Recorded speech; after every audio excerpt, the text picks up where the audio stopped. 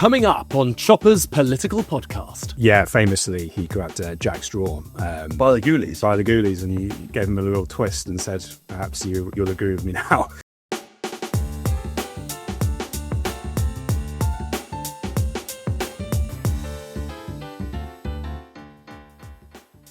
Welcome back to Chopper's political podcast, where, as usual, I bring you the best guest gossip and news and stories from our studios at GB News in the heart of Westminster. My name is Christopher Hope, GB News' political editor. Later, I'll be speaking to the author of a new book, which lifts the lid on the shadowy world of the Parliamentary Whip's office and the secrets they hold. Don't go anywhere, you'll love it.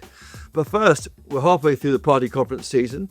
We've had Reform, the Liberal Democrats, Labour is this weekend, and the Conservatives and the Greens the following weekend. And then, of course, your party, Jeremy Corbyn's attempt to form a new left-wing party. So with me to take the temperature of where we are so far and what to expect from the big ones, Labour and the Tories, joining me now is Tom Harwood, GB News' Deputy Political Editor and a presenter.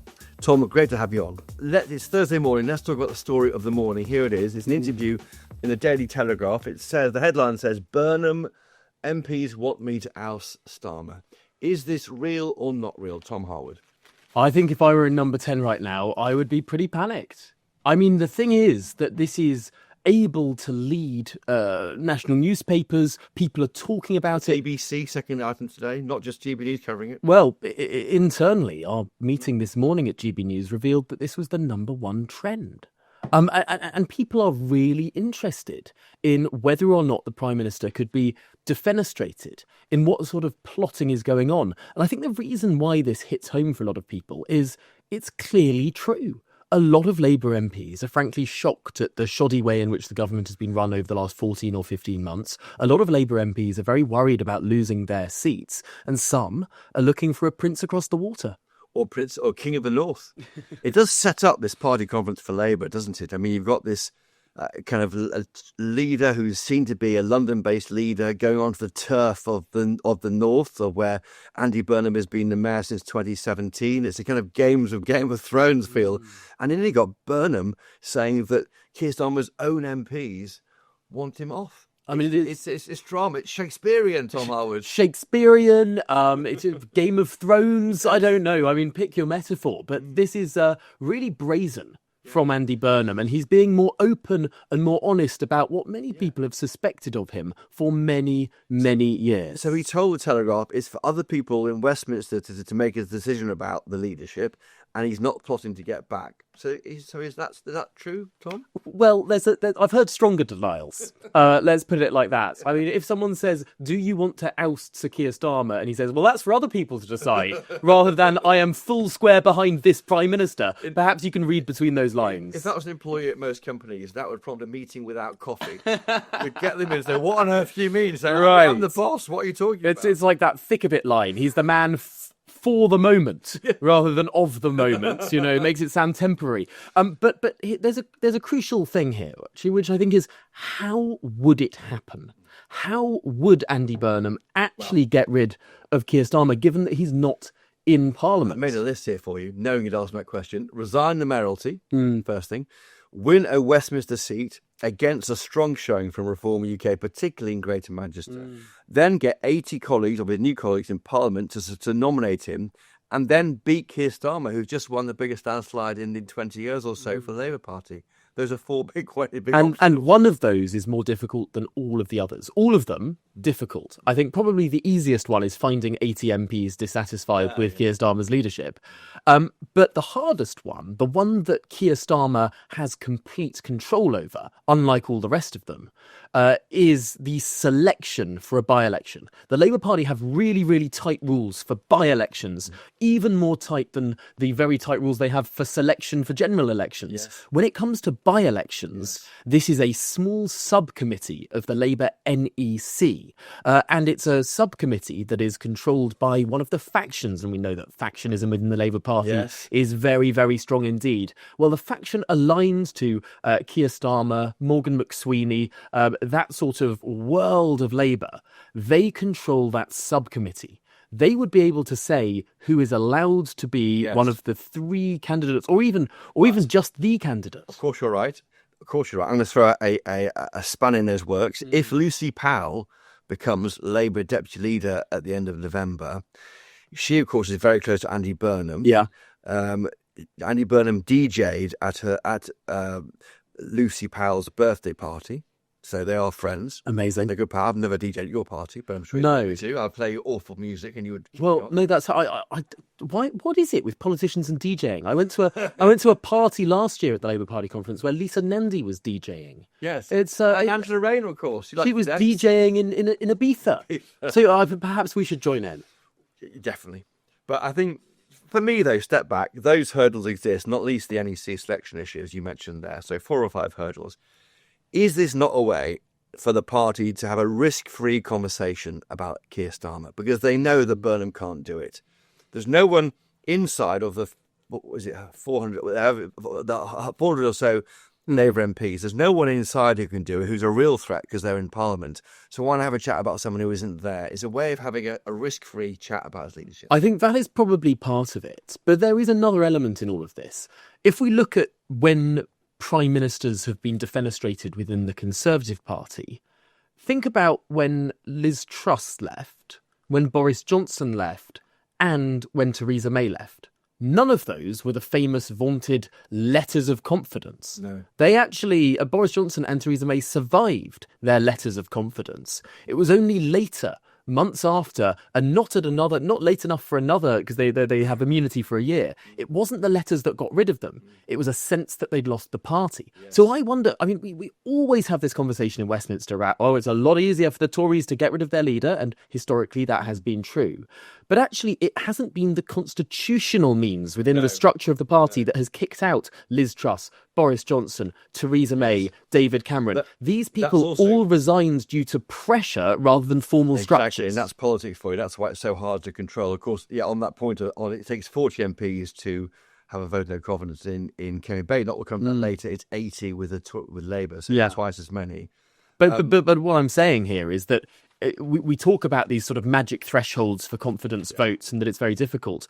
I mean, if you had a mass string of resignations from ministerial ranks, if you had just the sense that the party had turned against Starmer, I mean, he would resign. You wouldn't need the formal structures of... By the way, listeners and viewers, we're not there yet. No. We are nowhere there. Not there yet. It's good to scope it out, Tom Harwood. Let's go back to Reform UK. We started this month, the first weekend in September, with an unusually early party conference. It was the Reform Conference, so for 2 days at the NEC. You were there running around with your microphone, meeting members, had a great fun, weren't you? I had to run back to Parliament, to Westminster, disrupted by Angela Rayner's resignation. What do you remember about that conference? I mean, it was good on vibes, light on policy, but that's Reform UK, isn't it? I think they nailed day 1 and frankly messed up day 2. Go on. So day 1, they showed that they were agile, they showed that they were professional, and they were able to respond to events. They brought forward a speech, I think. So Nigel Farage brought forward his speech.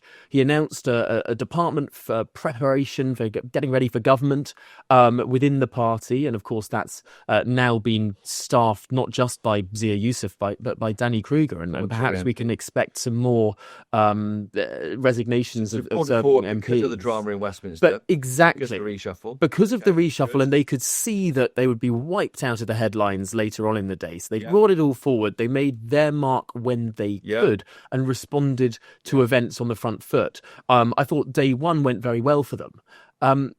The biggest scandal there was Andrea Jenkins singing, which I don't think was a particular scandal. I mean, this is the sort of... I think it's brilliant. It's the sort of high camp that Reform is becoming known for. And to be a bit bawdy is it's grand. A glittering trouser suit she had for a 50th birthday party a few years ago. She sang Insomnia, which she wrote herself. Yeah. I think she's brilliant. I think anyone who Well, it's a bit of Not so- it's fun, not my right? They friend. don't I mean, take themselves too seriously, and I think that's why you've seen such explosive growth. It's a bit of the Nigel Farage. If you ever see how he behaves on Twitter or TikTok, I mean, it's sort of it's leaning into that sense of not taking. It's sort of almost Borisian in a way, But as in Boris. as in Boris Okay. Johnson. Day two, you want to have a day two at the conference? I think day two things started to feel perhaps less professional. I think there was an oversight in inviting a guy called Dr. Masim Malhotra, He said something about who cancer or family. gave an entire lecture on vaccines. I think this is where reform might be a little bit out of step with the British public and leaning a bit too close to their American links. Vaccine skepticism is a lot stronger in the United States than it is in the United Kingdom. And there was a strange lecture given by this guy who, sure, is an advisor to the Department of Health and Social Services out in the States. RFK Jr., all that sort of shebang. Fine. But he gave this sort of speech that was outside of the mainstream of where medicine and medical opinion is in this country, and suggesting that the royal family developed cancer because they had COVID vaccines. I mean, it was very strange. Unproven or bonkers. Or both. Unproven, bonkers, everything above, but also what an unforced error. I mean, I don't think that Nigel Farage is a vaccine skeptic. I mean, he got his vaccines during This week he wouldn't disavow the link between but paracetamol this and is autism. this is the thing. I think I wonder if reform has a blind spot when it comes to, are they looking to become the most popular party in the United Kingdom, or are they looking to maintain their links with the Trump administration in the United States? The confusion to me is Twitter. So that's a Twitter debate about the COVID vaccine. To me, it's not what the real people are talking about. You knock on any door No in one's any even- marginal seat, no one's talking about No, this. and I No. think that- So it's an unforced error because, I mean, even if there's someone who does believe, why would you bring this up, put this centre stage, platform this, They may not be- when you know what the headlines are going to be as a result of it? allows the enemies of the party to dismiss them as crackpots and fringe people. Hello, I'm Bev Turner. Now, it can feel like the money in our bank accounts at the moment does not keep up with the cost of living. And maybe there's a solution. I'm here today with the CEO of TallyMoney, Cameron Parry. Cameron, what is TallyMoney?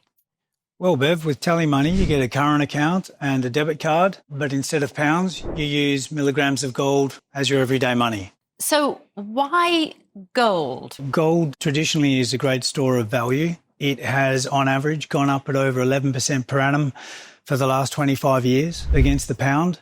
It's tripled in value in the last decade. And in the last 2 years alone, it's increased by 50% against the pound. Banks' savings products just can't compete with that level of growth.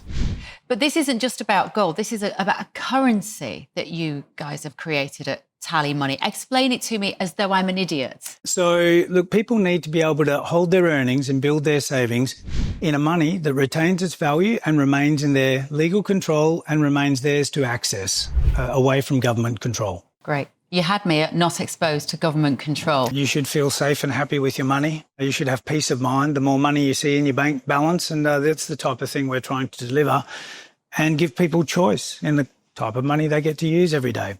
Brilliant. Thank you so much, Cameron. Thank you.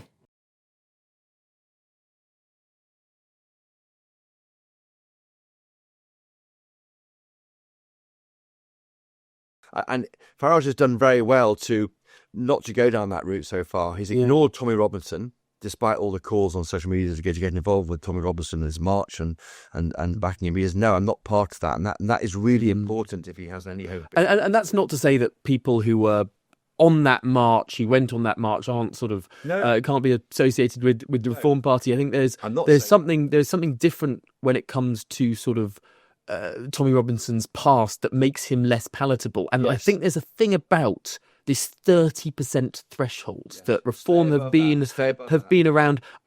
If they lean into more sort of Tommy Robinson associated with street violence, that sort of stuff of the past, or if they lean into this peculiar American idea about vaccines giving you cancer and sort of this sort of very online ideas around medicine, if they go down that route, they'll find that 30% is a ceiling for them that they just can't go beyond.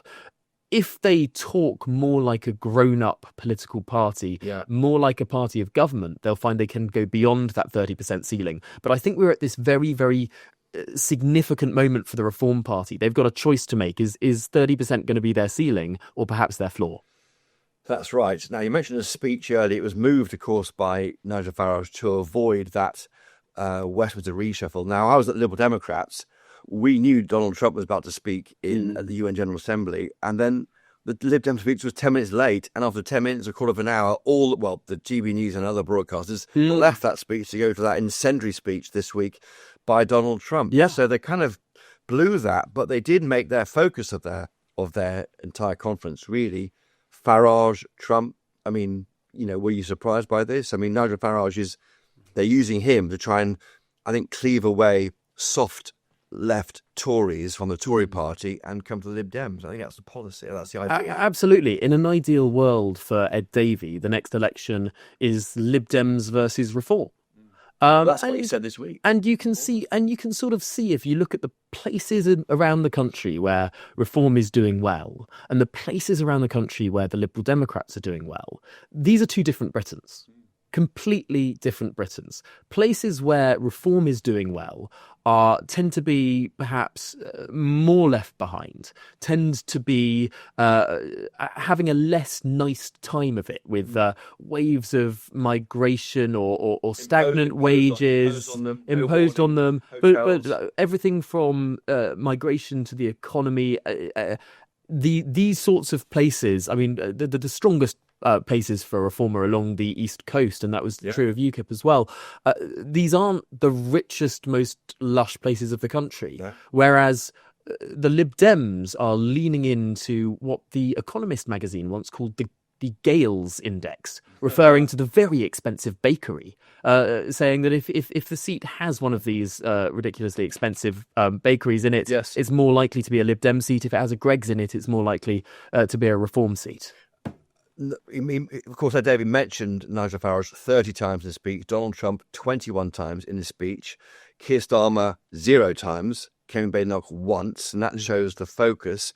In a sense, though, his whole conference was overshadowed by what Nigel Farage announced this week on removing indefinite leave to remain for migrants here. That became that drove the debate, and it may happen again. I mean, do you think when we saw more of this guerrilla tactics, maybe an announcement by the Farage this coming Monday during the Labour conference, and then almost certainly, I think, a week Monday. He's teased this sort of stuff, hasn't he? Yeah. He's suggested that there might be more defections coming over. There are all sorts of rumours about perhaps maybe very well-known Conservative names coming across. He wants a Labour name. But he really does want a Labour name.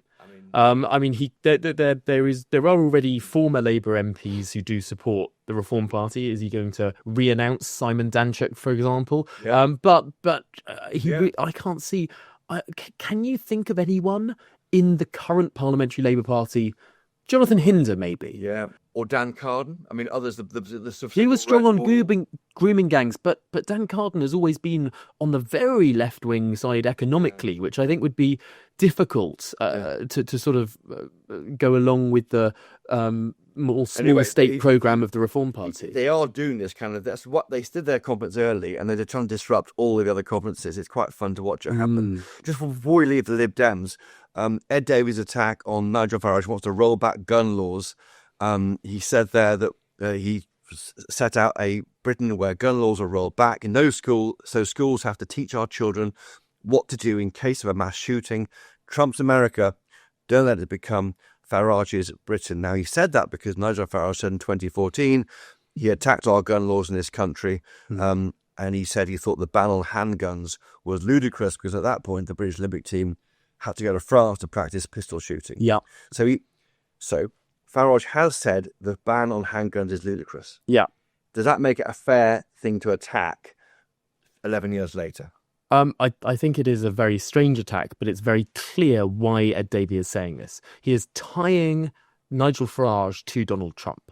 And this is where he can go where Kemi Badenoch and Keir Starmer cannot go, because both Kemi Badenoch and Keir Starmer know that there is huge value in the United Kingdom's relationship with the United States, and that if they try and push the United States away, that damages the country economically. Ed Davey has no such concerns because He's not near power, and he's not going to be near power. He'll never be Prime Minister. So Right. he attacked Trump because he can do. He Because can. guess what? He's got He won't a ever free be pass, PM. completely free Exactly, pass to do but so. that's the- But he knows that Donald Trump is unpopular in the United Kingdom, less popular than Nigel Farage is in the United Kingdom. He wants to tie Nigel Farage to Trump, drag him down. Just on a point of technical accuracy, how many school shootings in the United States are carried out by handguns? They're not. They're carried out with semi-automatic weapons, which no one has said anything about in the course of this. I mean, the idea that a handgun is a mass casualty thing, without getting into that. My opinion, and it's probably a minority opinion, is it's fine to go after this on Farage. He said it in the past. Does he still Oh, that's agree with politics. it? Of course. That's politics. Of course, that's politics. But I think there's an interesting thing here, which is sort of trying to tie these sort of very American things. School shootings. I mean, what more of a... You went too far on that. Right. But that's such a visceral thing about what... And I'm sure we'll hear similar about an American-style healthcare system, which people attack Nigel Farage saying that he wants, and he says, of course, he doesn't want. He wants a more European-style healthcare system, ironically, perhaps, for Mr. Brexit. But I think there is something deeper here as well.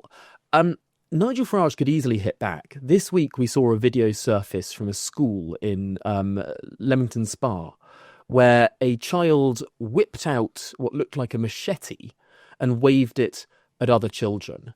It looks like the amount of not just knife attacks, but machete attacks that we see amongst young people in this country has risen very, very precipitously. And to a casual observer, one might think that as the country has liberalised its migration policies, the casual observer might draw a causal or at least correlation link there. If Nigel Farage were to hit back with that, something that's happening in the real world, as opposed to some sort of flight of fancy about school shootings, that might be a potent political attack. He chose not to and said you're living rent-free in your brain or something, didn't he? Rather than do that and attack on knives, but fascinating. So we saw the attacks on Trump. Do you not think that has shown the ceiling of the Lib Dems' possibilities in power? If they're going to go after Trump in this way, they're admitting that he can't be Prime Minister at Davy, and that's why they're doing it. Well, we saw the Labour Party go after Donald Trump as well. We saw David Lattley, not the leader. saw Angela Rayner do it in the past, but not the leader. Not the leader. Who wants to be the Prime Minister wouldn't do it. But we have seen how easy it is to reverse ferret once you're in power. And perhaps Trump should have gone by then. Perhaps what Ed Davey is looking for is not to become the majority party in this country. I mean, the arithmetic doesn't quite work with that.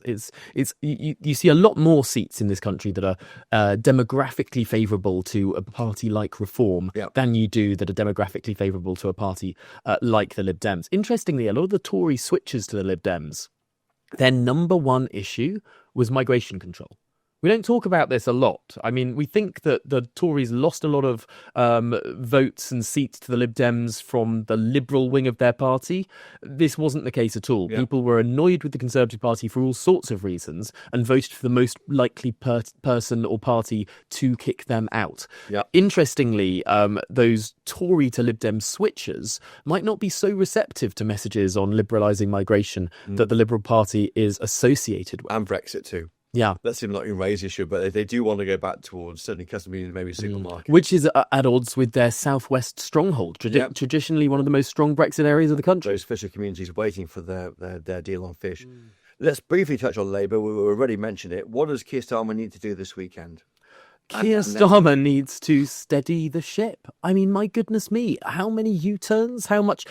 Dominic Cummings used to have this metaphor for Boris Johnson, that he was like a shopping trolley, that he was very hard to control. You're trying to push him down the aisle and he keeps veering, crashing into one side or the other. Hold thought. I think it was actually Boris Johnson who said he's like a shopping trolley with a wobbly wheel. I looked into this. Yes, oh yes, it was adopted by Cummings. And Cummings used to use the trolley emoji to refer to the actual origin of that line. It was he himself described him as that. Is interesting. No, that is a great nugget of information. It was adopted by the Prime Minister. Interesting. By the Prime Minister's chief advisor. This is a metaphor that can easily be applied to Keir Starmer as well.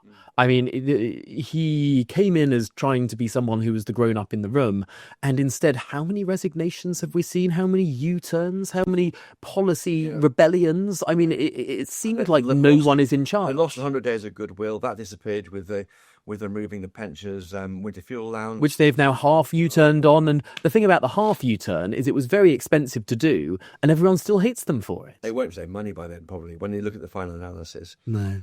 Step back, though. Have not Labour done the same thing which the Tories did? The Tories came into power in 2019 saying, we'll get Brexit done, we're not Corbyn. They did that, then there was no story. And then it got derailed by Ukraine, derailed by COVID, of course. This government came in saying, we're not the Tories. What are you then? Yeah. We're still waiting to find out. Well, we were going to be stability, right? That was the Rachel Reeves watchword that you sort of the crises of the past were going to go. Was actually, I think, if we take a longer term view on this, the stability was Sunak, right? You had spending restraint, inflation impressively dropping down very, very quickly to return to target before the general election of 2% of inflation. I mean, but that's remarkable. And yet, ever since the general election, inflation has risen and risen and risen, and it's now going to be the highest in the G7 according to the OECD. So where are we now? Given that the Labour Party said that they were going to be the sensibles, they were going to return stability to the British economy, whereas now our borrowing costs are the highest in the G7, our inflation will be the highest in the G7, and our debt is growing at the most extraordinary rate as well. I mean, where is the stability here? Well, it hasn't happened. Do you think that we should go easy on Labour, Tom Harwood? I say that because the last government spent £500 billion on COVID, furlough, and also the energy shock caused by the war in Ukraine. Any government in power in the back end of this decade would have to raise taxes and borrowing and cuts, wouldn't they? Or do you think they made choices here that the Tories wouldn't do? It was quite a hard inheritance, wasn't it? I think the Conservatives would say, actually, that the Labour Party inherited a growing economy with low inflation, and there were political choices made that have made it more difficult. I think there are certainly political choices that were made. One of the interesting ones that I look at is the NHS. Yeah. Because you and I both interviewed Wes Streeting throughout the course of the election campaign and before, where he said, what the manifesto committed to. The manifesto was very thin on the NHS. The manifesto, the Labour Party manifesto, said they'd spend between £2 and £3 billion more per year on the NHS. Then they get in and they suddenly decide they're going to spend around £30 billion more on the NHS.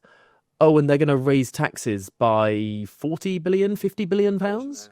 Right, so there was a fundamental dishonesty in the manifesto. I don't think it's clear at all that they made these decisions after they got into power. I think they made this decision that they were going to raise taxes and spend more before they got into power. In a black hole, which is disputed, all that side. Yeah.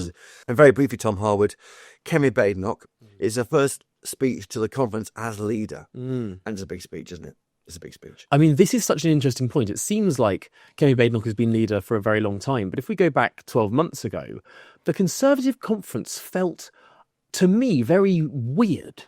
They just had their worst electoral defeat in the history of the oldest and most successful political party on the face of the planet. Yes. And everyone was running around, happy as Larry, skipping, delighted that the Labour Party had run into so many scandals so early on. Yes. There were some opinion polls at that time that actually put the Conservative Party ahead.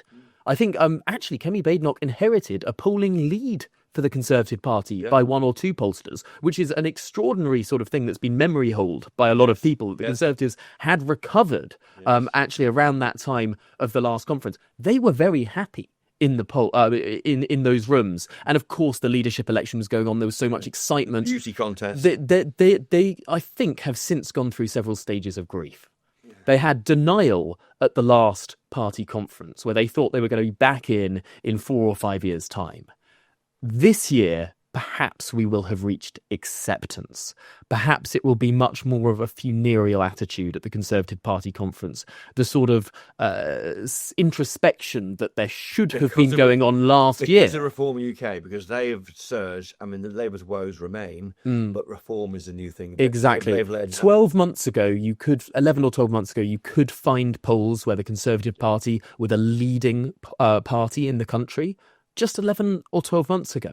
And now you can't find a single poll. For the last 105 plus polls, the Reform Party has been number one. Since April, I think it is. I mean, there's now a Kemi Baynock countdown clock, I'm told, on social media. Why is there a countdown clock about her? The Conservative Party have a rule that is, once there's been a leadership election, that leader has immunity for 12 months. Once that 12 months is up, then the famous letters can be sent in to the chairman of the 1922 committee.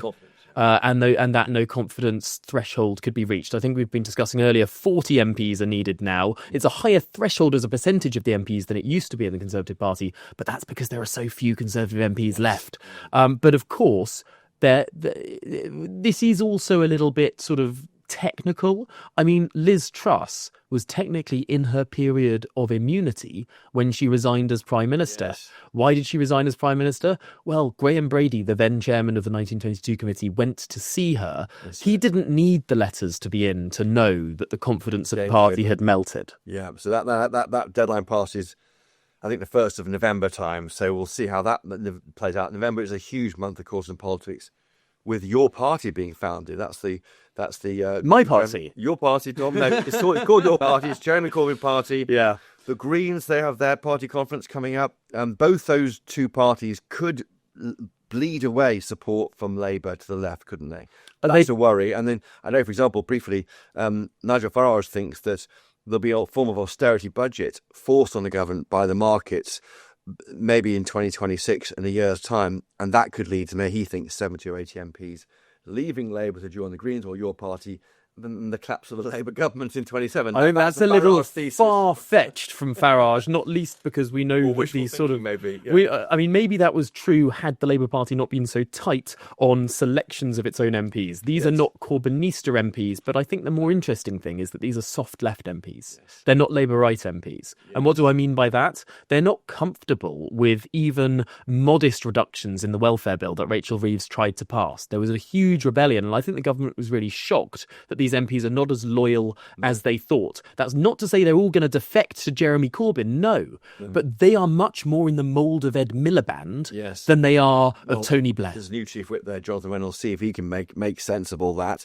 Just finally on the Tory party, we could get a big policy, couldn't we? Which is the withdrawal of under the Tory government from the European Convention on Human Rights. It looks like it's going to happen. I think it's pretty nailed on at this stage. Lord Wolseley's reviewing it. There's been a review. We've had lots of nudges, lots of winks saying that this is... But I think crucially what the Tories have been trying to sell is that their message is it's not a one-stop shop, one easy policy to fix everything. It's part of a much more complicated and intricate strategy to return, because you talk to any migration expert, they'll say the ECHR is a problem. Sure, these last-minute pyjama injunctions, all the rest of it, but it's not the only thing that is stopping deportations. It's not the only thing that is stopping control of borders. I think it will be much more interesting to see how much more full-scale any strategy is beyond just the headline-grabbing element. Well, Tom Harwood, we've had the starter in our banquet of party conferences so far, the Reform Lib Dems, but let me tell you, the main course is just about to start, and it's all played out live with you and me on GB News. Certainly. Our colleagues Catherine and Olivia. Looking forward to it. Great to see you. Thank you for joining us today on Chopper's Political Podcast. Thank you. Now, once political whips swore by a code of omerta, the theory was you never discuss what went on in the whip's office in Parliament until your dying day. It's like working at Bletchley Park or governed by the Official Secret Act. But not anymore, because an author, Sebastian Wales' new book, lifts the lid on that whole world. It's called The Usual Channels Inside the Mysterious World of Political Whips. Here it is, and it's quite an eye-opener. And the guy behind it, Seb Whale, joins me now. Sebastian, welcome to Chopper's Political Podcast. Great to have you on. Thanks for having me. What are and why are they called the usual channels? The usual channels is really a byword, not just for the whips, but also for the backroom discussions that help facilitate Parliament. And without the usual channels operating, Parliament would almost disintegrate. So that's why I wanted to title the book that way, because really the whips are at the heart of everything. You know, it's quite weird. We think the two sides yell at each other and get cross, but in fact, behind the scenes, the plumbing of Parliament they're quite pally. They recognise that this got to happen, that must happen. They almost just oil the wheels and help to do it by the clerk's office, aren't they? Yeah, exactly. I mean, like there's various procedural prompts that need to be responded to in the chamber. Whips have to make sure that enough MPs attend debates, that enough MPs attend committees that scrutinise bills in minute detail, because without, enough numbers, then votes won't count. So there's all these little things that have to happen to keep the machine going, as you say. And, it's quite a lot of it is stage managed by the whips, and it leaves some people, not exactly in admiration, but others it's kind of the reality. It's like making sausages. No one wants to know how they're made, but they have to happen. Exactly. We want our cooked breakfast and the rest. How does it work then? You've got the whips, a chief whip, a deputy. There's about 12 of them in the whip's office, and they have flocks. Explain what a flock is. Yeah, so basically there's 16 government whips now, and let's say there's 400 odd Labour MPs, and so each whip will have within their grasp around about up to 30 people who they look after, and that's what's called their flock. So they're responsible for making sure they turn up to debates, that their needs and wants are met, that they understand their pressures in the constituency. Let's say there's legislation coming down the track that might affect them locally. It's the whip's job to understand that and maybe just say, perhaps you missed this vote and go on holiday for a bit or whatever, rather than vote against the government. So really, it's the group of people to whom they're responsible. Yeah. And these days, whips spend the majority of their time keeping across all the life-related detours that MPs go on. That could be marriage breakdowns, financial difficulties, whatever it is, mental health difficulties, particularly in recent years. So the whips have to be across every permutation that relates to their flock. And they can use information they gain to control those MPs. And is that still happened? The little black book, which the chief whip apparently writes down all the different peccadillos, financial issues, sexual peccadillos to use against a rebel. Well, are you sure you want to rebel on this? Because I do know about this about you and might leak. Is that still happen? So I don't think it happens as much as it used to. I mean, the whips are all obviously very keen to say that it never happened and it doesn't happen now. Nonetheless, I have heard examples of that, and we explored them in the book where it happened, particularly, say, in the 70s and 80s. What's the most egregious example of that? Well, it was put to me once about someone bringing up, it's a shame you can't vote with the government, but, that thing with the bank and everything, it would be a shame if that came out. Basically, exactly as you just demonstrated. Literally bribing MPs to vote for them. The issue is, you put your finger on it. It might not happen as much these days, but there's still the capacity for it to happen because they are privy to this personal information, and yet they're not scrutinised like other front benchers. They don't face select committees. They don't account for themselves on the floor of the House. Never speak in public. I remember vividly Patrick McLaughlin, who was the chief whip for the first part of the Cameron government. He didn't speak. He sat there on the front bench. If you look at the front benches, on the far left is the whip seat on the Tories and Labour side. And then he finally became Transport Secretary and had this sort of Yorkshire or Derbyshire accent that no one thought was going to come out of him. So he finally spoke, and it was unusual. Exactly, and that plays into the whole kind of secrecy about the whips and mythology that's grown up around them. They don't speak publicly. But of course, where there's power, there's going to be people attracted to it. So, I think these days it is much better on the old bribery and blackmail. But I'm sure you and I can think of whips who perhaps breached that in the last 10 years. So where there's power, there will always be people attracted to it. And in your book, you look back over the history of the whip's office, you encountered some colourful figures in the whip's office. Exceptionally colourful. I think one of my favourite would be Walter Harrison, the former Labour deputy chief whip, who was marauding around Parliament in the 70s and 80s. And he was another colourful figure from Yorkshire who scared the bejesus out of MPs and twisted genitalia and grabbed them by the lapels and all sorts of things. Yes. Grabbing genitalia. Yeah. I actually spoke to the late... Extraordinary. I spoke to the late Frank Field, who he passed away a few months after the book, hopefully the two aren't related. Yeah. And he told me that Walter Harrison dived at him up the stairs because they had this disagreement over a select committee chair. And famously, he grabbed Jack Straw by the ghoulies, and he gave him a little twist and said, "Perhaps you'll agree with me now." So Jack Straw confirmed the ghoulie grab. He wrote about it. He was the one who revealed it. He got the scoop, as it were. Wow. Yeah. So no one's ever grabbed my ghoulies, and I've been in Parliament for 30 years. You're clearly missing out.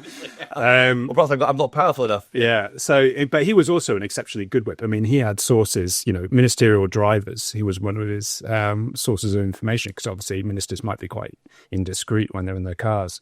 And he would, patrol all of the watering holes around Parliament that in those days in particular were well occupied into the night. So yeah, I mean, extraordinary characters, and what the book really explores is how the whips are at the heart of everything in British politics, from votes on military intervention to the expenses scandal, right through to. And they get it wrong, don't they? I mean, let's talk briefly about modern day politics. The vote on the benefits reforms in the summer, £5 billion worth of cuts, I suppose you can call it, although the bill was going up, it was a cut to the size of the increase, didn't go through because the whips misunderstood the scale of the opposition by the current lot in Labour's parliamentary party. So I would actually flip that slightly and say number 10 didn't quite understand it. So they weren't listening to the whip's office. But there was quite a lot of aggravation, I think, in the whip's office with regards to numbers. So they were reporting about 120 rebels would not countenance supporting this, right?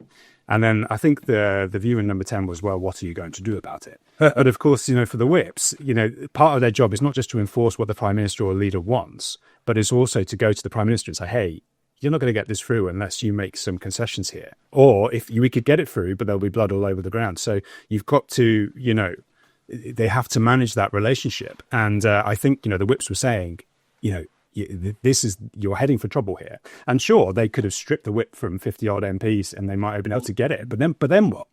Well, they had done in the previous a year ago, shortly after Labour won the election. 7 Labour MPs rebelled over the 2-child benefit cap and lost the whip. Yeah, exactly. So that was they had the power then. I think what often happens with a party in government with a big majority is they think they can ignore MPs, can't they? Because they're so big, they just get it through, and they had a problem here. Yeah, I mean, quite a lot of the book I spent looking at the new Labour years, and there was a lot of kind of unrest, really, with the top-down nature, I think, of some of the whip's offices, or at least the perceived top-down nature. The PLP is quite temperamental, and it needs to be managed and caressed and refined as you go, and not kind of disregarded. They did, I think, the whip's office try. They actually had in. I report in the book that they had in Anne Taylor and Hilary Armstrong, 2 chief whips under Tony Blair, to try and draw the lessons from that period. Recently? Yeah. So that was, they're trying to go, well, how do we manage this huge majority? Because, of course, people think that the whips only matter when it's, really tight. But actually, how do you keep 411 people happy? How do you make them all feel seen? Well, perhaps allow them to vent, allow them to rebel on some areas. Just take a 60-strong rebellion on the chin, because you don't need to worry about it because the numbers are big. But I think by sacking people, as they did after a few weeks on 2-child benefit cap, it did raise the temperature. I mean, yeah, it's interesting. That's what I find interesting. I wonder whether the modern way of doing it is to let them have their say, but you still win the day. The issue with that, there was a nuance there as to why they lost the whip. Okay, the 7 rebels rebelled on the King's Speech, the first King's Speech after years out of power. And for the whips, that's totemic. Although it's 2-child benefit cap, it values everything, and that's why you can't do it. Exactly. I get it. Because if it had led to a defeat, that's an indictment of the government, isn't it? So the government could fall, technically. It won't fall. Exactly. So, and it's the same with the budget. So someone in the whip's office said to me, if they try to amend a bill at report stage and to put this amendment forward, that would be different. But Now listen, Seb Whale, it's you and me talking, no one's listening, you know that. It's you and me in the bowels of a studio in Westminster. What was the biggest secret you found in this book? Was there a naughty secret in there? When you peered open, you leafed over the dusty pages of the Chief Whip's Black Book? No, what made you gasp? I think or vomit. I mean, I will give you I know exactly what you're after, and I will give it to you. No one's listening. It's you and me talking. But I think what I will say, the whips is politics as it really is. Okay, you might some MPs might come to Parliament and have romantic ideas that they're going to debate their way to power. Right? They're fantastic ideas, and just wait until Parliament, finally hears them. The whips is the bracing cold shower. Right? It's the reality check. And the extent to which the whips run things is what probably shocked. As to, there are various stories of all sorts of characters and incidents. The Black Book, the whips have long denied its existence. It did exist. There were note-taking. In the safe, kept in the safe. Kept in the safe, which was the Prime Minister's birth date. That was the code for the safe. They'd read it out. They would document if you were having affairs. They'd document if you were on the verge of bankruptcy. But their argument is, they needed to be across every possible threat and permutation that would affect the government. Because, if someone went bankrupt, that would lead to a by-election. That could have implications. If someone was having an affair and say they were, someone who extolled the virtues of marriage, potentially that was going to become a scandal, all these kind of things. So rather than use it against them, just be aware of what's coming down the track. So you've got an answer. That's the justification. And you're not surprised by anything. Exactly. The whips don't like surprises. They like to know the numbers and they like to know what's coming down the track. Well, it's a great book. It's called Usual Channels, Inside the Mysterious World of Political Whips by Sebastian Whale, out now from Biteback. A great read. I look forward to seeing it. Thank you very much for coming on the podcast. And thank you earlier to Tom Harwood, of course, my colleague from GB News. I tweeted Christopher Hope on X. Are you on Twitter, Seb Whale? Oh, yeah, at Seb Whale. At Seb Whale. Look him up on Twitter. Send him your thoughts on his great book. And email me if you like on anything we've discussed today of forecasting the party conference season. Seb Whale's book. If you want to email me about being grabbed by the ghoulies by a whip, of course, that's also fine. Email me chopper@gbnews.uk. If you really enjoyed this show, please do tell your friends. And if you really enjoyed it, leave a 5-star rating and a review on Apple Podcasts and Spotify. That helps other people to find it. Thank you to the great team of colleagues behind this podcast, Mick Booker, Jeff Marsh and George Macmillan back at Base Camp, and the podcast's busy queen worker bee, Rebecca Nunes, who makes it all happen. Thank you for all listening to us. If you want more Chopper in your life, and Seb Whale does, as does Rebecca, catch me during the week on GB News with our latest political reporting and stories. And of course our website, don't miss that, gbnews.com. But until next time, enjoy the party conference season from me and Seb Whale. Cheerio!